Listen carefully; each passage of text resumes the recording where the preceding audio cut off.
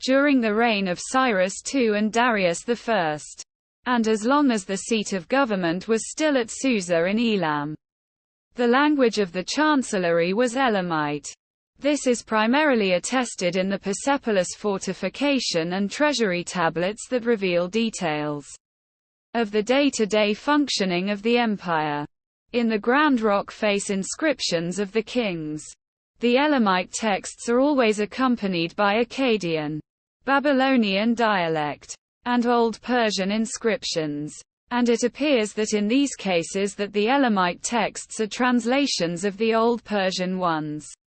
It is then likely that although Elamite was used by the capital government in Susa, it was not a standardized language of government everywhere in the empire. The use of Elamite is not attested after 458 BC.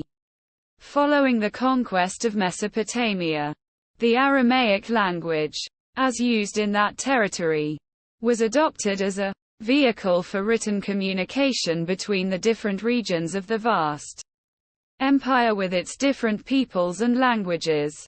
The use of a single official language, which modern scholarship has dubbed official Aramaic or imperial Aramaic, can be assumed to have greatly contributed to the astonishing success of the Achaemenids in holding their far-flung empire together for as long as they did.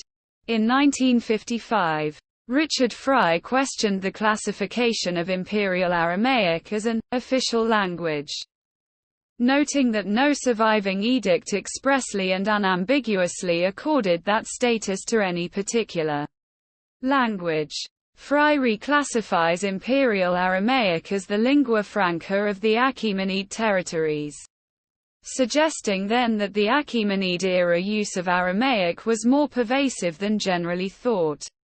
Many centuries after the fall of the empire, Aramaic script and, as ideograms, Aramaic vocabulary would survive as the essential characteristics of the Pahlavi writing system. Although Old Persian also appears on some seals and art objects, that language is attested primarily in the Achaemenid inscriptions of western Iran, suggesting then that Old Persian was the common language of that region. However, by the reign of Artaxerxes II, the grammar and orthography of the inscriptions was so far from perfect that it has been suggested that the scribes who composed those texts had already largely forgotten the language, and had to rely on older inscriptions, which they to a great extent reproduced verbatim, when the occasion demanded.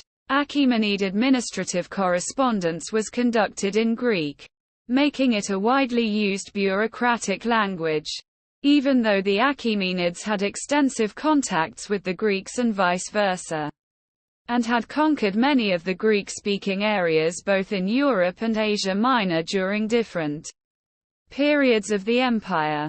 The native Old Iranian sources provide no indication of Greek linguistic evidence. However, there is plenty of evidence, in addition to the accounts of Herodotus, that Greeks, apart from being deployed and employed in the core regions of the empire, also evidently lived and worked in the heartland of the Achaemenid Empire, namely Iran. For example, Greeks were part of the various ethnicities that constructed Darius' palace in Susa. Apart from the Greek inscriptions found nearby there, and one short Persepolis tablet written in Greek,